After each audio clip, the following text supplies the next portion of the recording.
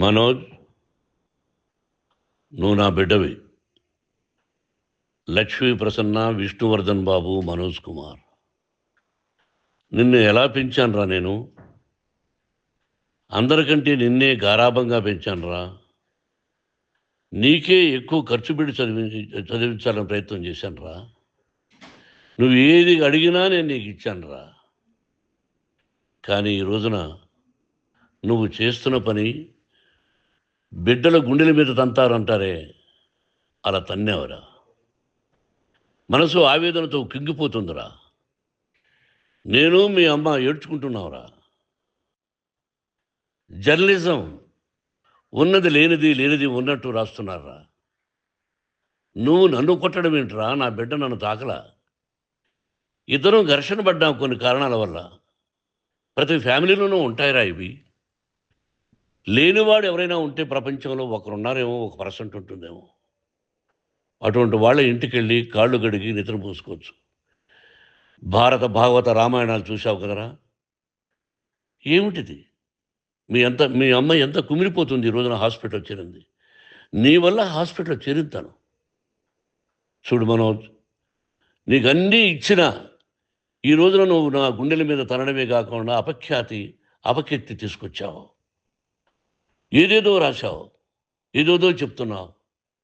కొంతమంది జర్నలిస్టులు ఉన్నది లేనిది, లేనిది ఉన్నట్టు రాసే వాళ్ళ తత్వం వాళ్ళకి. ఎందుకంటే టీఆర్పీ పెరగాలి. ఇది వాళ్ళ నైజం. మనం మార్చలేము. వాళ్ళందరి మీద మన కోర్టుకు వెళ్ళలేము. వాక్ స్వాతంత్రం అంటారు, ప్రజాస్వామ్యం అంటారు. ప్రజాస్వామ్యంలో కూడా కొన్ని హద్దులు ఉన్నాయి. ఇది నీకు తెలుసు అనుకున్నా. ఎంత మంచి నటుడివి నువ్వు. నీ భార్య మాటలు విని తాగుడుకు అలవాటు పడిపోయావు. వింటున్నావా మనోజ్? ఎవరిని నమ్మాలో ఎవరిని నమ్మకూడదో పరిస్థితి తీసుకొచ్చావు. విద్యాలయాలు ఎంత గొప్పవిరా. మనం 25% కులమతాలకు అతీతంగా ఫ్రీ ఎడ్యుకేషన్ ఇస్తున్నాంరా.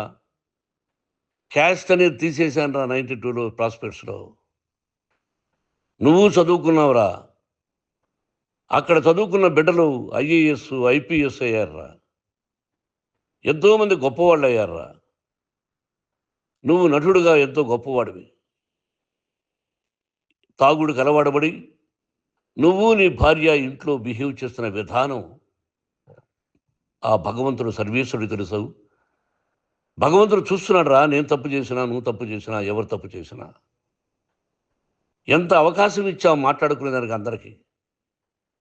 ఇన్ని సంవత్సరాల్లో మన విద్యాలయాల్లో ఒక్క తల్లి కానీ ఒక తండ్రి కానీ ఏమైనా చెప్పారా? ఆ బిడ్డలు మన బిడ్డలు రా. మీరెంతో నాకు అక్కడ ఉన్నవాడు కూడా నా కూతుర్లు, నా కుమారులు.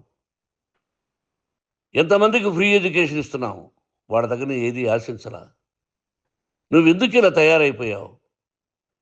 ఎందుకు ఇంట్లో ఉండే పని వాళ్ళందరినీ కొడుతున్నావు?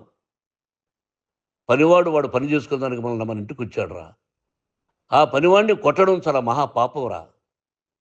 నేను వేరురా. నేను దండించడం వేరురా. నేను ఎవరిని ఆ చిన్న వాళ్ళని కొట్టి ఇచ్చేసి చేయలేదురా. సినిమా ఇండస్ట్రీలో మోహన్ బాబు కొడతాడు, తిడతాడు అంటే అది షూటింగ్లో జరిగి ఉండొచ్చేమో. కానీ ఇంట్లో ఉండి 10 సంవత్సరాల నుంచి 20 సంవత్సరాల నుంచి పనివాళ్ళు ఉన్నారు. నేను ఇంట్లో లేని సమయంలో వాళ్ళందరినీ కొట్టి వాళ్ళ ఫోన్ లాక్కొని ఒకడైతే చచ్చిపోవాలి.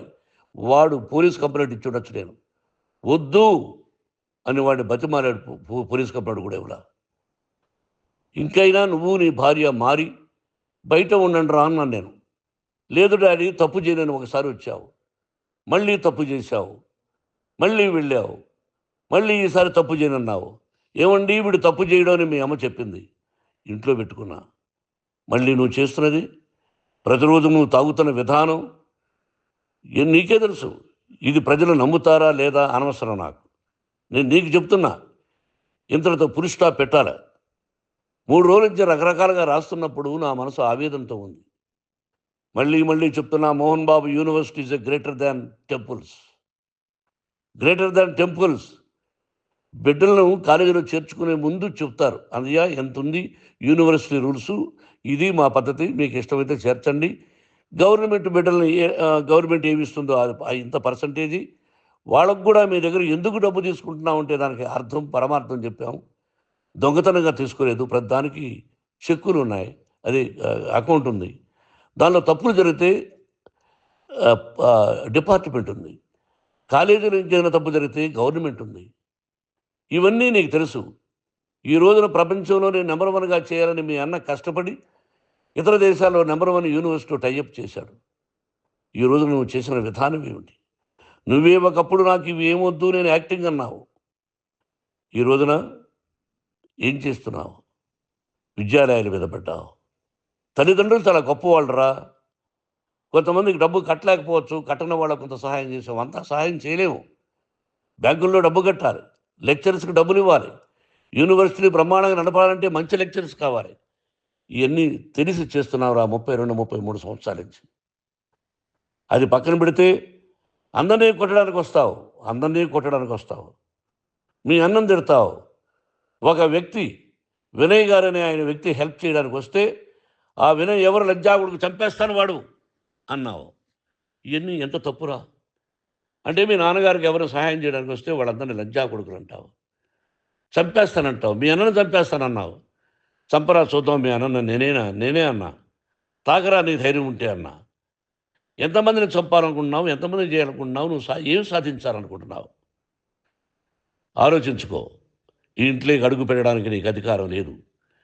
ఇది నా కష్టార్జితం. మా నాన్నగారు 10 రూపాయలు 10 పైసలు కూడా ఇవ్వలేదురా. మంచి జన్మనిచ్చాడు మా నాన్నగారు. మద్రాసుకు వెళ్ళి వీధుల్లో అడుగు తిన్నానురా. ఒక పూట కూడా భోజనం లేకుండా అడుగు తిన్నానురా. న్యాయంగా మోహన్ బాబు తిడతాడు కొడతాడంటారు కానీ మోసగాడని అనలేదురా. నీట్ పార్లమెంటేరియన్గా బయట వచ్చానురా. నువ్వు నా పరువు ప్రఖ్యాతులు మంట కలిపావు. ఏమిటి నేను చేసిన అన్యాయం? నీకు జన్మనిచ్చాను. అదా నేను చేసిన పాపం. అందుకే ఇది నా ఇల్లు అన్నావు నువ్వు. నీ ఇల్లు కాదు. నీ కష్టార్జితంతో నువ్వు సంపాదించుకున్న ఇల్లు నీది. ఇది నా డబ్బు, నా కష్టార్జితం. నా కష్టార్జితంలో నేను పిలిస్తేనే మీరు ఇంట్లోకి రావాలి. అటువంటిది పోగొట్టుకున్నావు నువ్వు. ఆస్తులు అంటావా? ముగ్గురికి సమానంగా రాయాలా లేదా అది నా ఇష్టం. ఆస్తులు ఇస్తానా, లేకపోతే గంగపాలు చేస్తానా, లేకపోతే ఎవరికైనా దానధర్మాలు చేస్తానా, అది నాకు సంబంధించిందిరా. నా కష్టార్జితం రా. మీరు చేస్తున్న విధానం గుణగణాలు కావాలరా. మందు తాగచ్చురా. ఎంత తాగాలి? నేను కూడా 1 or 2 పెగ్స్ తీసుకుంటా. ఇది తప్పు కాదు, జనానికి తెలియాలి. నా డబ్బు ఇది. తాగి ఎవరిని కొట్లా. తాగి నేను తింటున్నా. అది ప్రజలకు అక్కర్లా. నేను తప్పు చేస్తేనే ప్రజలకు కావాలా. ఇవన్నీ ఉన్నాయిరా. ఇవన్నీ తెలుసుకో. జర్నలిస్ట్ సోదరులారా, మీకు నా గతాన్ని తెలుసు, నా భవిష్యత్తు, నేను ఎక్కడి నుంచి వచ్చాను కూడా మీకు తెలుసు.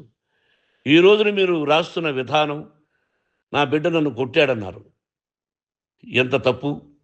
ఈ రోజున నా బిడ్డ మీద కోపంతో అవును చెప్పచ్చు. కాదు, వాడు నా మీద చెయ్యెత్తలేదు. నేను ఘర్షణ పడ్డాం. ఘర్షణ వేరు, కొట్టుకోవడం వేరు. గాయాలతో హాస్పిటల్కి వచ్చి కుంటుకుంటుగా నడిచాడు. మళ్ళీ ఏమని పోలీస్ స్టేషన్కి వెళ్ళి చెప్పాడు. ఎవరో 2 ఉన్నారు, వాళ్ళిద్దరూ నా మీద దాడి చేశారన్నాడు. నా ఇంట్లో పనిచేస్తున్న వ్యక్తుల గురించి పోలీస్ స్టేషన్కి వెళ్ళి చెప్పవలసిన అవసరం అతనికి లేదు, హక్కు లేదు. పోలీస్ డిపార్ట్మెంట్ కూడా తెలుసుకోవాల్సిన విషయం. నా ఇంట్లో ఉండే వర్కర్స్ మీద నేను కంప్లైంట్ ఇవ్వాలి. నువ్వు పర్మిషన్ లేకుండా నా ఇంట్లోకి నువ్వు చొరబడి ఈ ఇల్లు నాదంటూ ఇంట్లో పనిచేస్తున్న వర్కర్స్ మీద కంప్లైంట్ ఇచ్చావు. అది ఎంతవరకు పోలీసు న్యాయమో రూల్సో చూద్దాం. పోలీస్ డిపార్ట్మెంట్ ఇంటికి వచ్చింది. వాళ్ళకి రాశాను ఉత్తరం. అయ్యా, నేను సీనియర్ సిటిజన్ని, నాకు రక్షణ లేకుండా ఉంది. నా బిడ్డ వల్ల నా ఇంట్లో నుంచి నా బిడ్డను పంపించేసి ఇది నా ఇల్లని. వాళ్ళు నాకు సమాధానం ఇవ్వలేదు. ఇవ్వకపోగా ఎవరిని పట్టించుకోలేదు. ఇప్పుడు పోలీసు వాళ్ళు వచ్చి ఏమండి రూల్స్ ప్రకారం నా బిడ్డ ఇంటికి రాకూడదంటే మాకు హయ్యర్ అథారిటీ వాళ్ళు ఫోన్ చేశారు. మీరు ఎవరిని స్టాప్ చేయొద్దండి, బయట నుంచి ఎవరైనా వస్తే వాళ్ళని స్టాప్ చేయండి అన్నారు. 2 రోజుల నుంచి 10 మంది 20 మంది వస్తున్నారు. వాళ్ళు అలా చూస్తూ నిలబడ్డారు. వాళ్ళు ఫోటోలు తీసుకున్నారు. వాళ్ళ మీద మళ్ళీ వదిలేస్తున్నారు. ఎవరిని నిందించాలి? But I give respect to the police department. వాళ్ళకి ఎవరు ఏ అధికారి ఫోన్ చేశాడో, ఆ అధికారికి ఏ పొలిటీషియన్ చేశాడో అది వాళ్ళకే వదిలేస్తున్నా. కాబట్టి వాళ్ళు పోలీస్ కంప్లైంట్ ఇచ్చినా కూడా మేము సంబంధం లేదని అంటున్నారు కాబట్టి నేను నా బిడ్డను నిన్ను నాపు చేస్తున్నా. నువ్వు ఇంట్లోకి వచ్చే అధికారం నీకు లేదు. నువ్వు వచ్చి నీ బిడ్డను తీసుకెళ్ళు. సంతోషం. నువ్వు రాలేదు, నీ బిడ్డను జాగ్రత్తగానే చూసుకుంటావు. Take care your daughter, that's all. మీ అమ్మ హాస్పిటల్లో అడ్మిట్ అయింది. రేపో ఎల్లుండో మీ అమ్మను పిలిపించి బాగైన తర్వాత ఇదిగో నువ్వు నీ కొడుకు బిడ్డను తీసుకెళ్ళి వాడికి అప్పచెప్పని చెప్తాను పోలీసు వాళ్ళ ఆధ్వర్యంలో. ఇది 100% జర్నలిస్టు సోదరులారా, పులి స్టాప్ పెట్టండి. మీకు కుటుంబాలు ఉన్నాయి, మీ యజమానులకు కుటుంబాలు ఉన్నాయి. మీ కుటుంబాల విషయాలు, మీ యజమానుల కుటుంబాల విషయాలు మేము ఎవరు జోక్యం చేసుకోవాలా. మేము నటీనటులం. మాది తప్పుంటే నటుడుగా నన్ను ఫెయిల్యూర్ అని రాయండి, నా నటన బాగలేకపోతే రాయండి. బట్ ఇంటి లోపల సందులో నుంచి చూస్తూ తప్పు చేస్తున్నామని ఉన్నది లేనిది ఉన్నట్టు రాయకండి. మీకు నా హృదయపూర్వక నమస్కారాలు. ఇన్ని రోజులు హృదయపూర్వకంగా ఎంకరేజ్మెంట్ చేశారు. ఆ ఎంకరేజ్మెంట్కు నమస్కారం చేసుకుంటూ I love you all. I love you police department. మీరు న్యాయంగా ధర్మంగా నడుచుకోండి, ఎవరికి తొత్తుల్లాగా ఉండొద్దండి అని మనవి చేసుకుంటూ నేను సెలవు తీసుకుంటాను. Thank you very much for all the journalist. ఇక్కడ పులి స్టాప్ పెట్టండి. Thank you very much.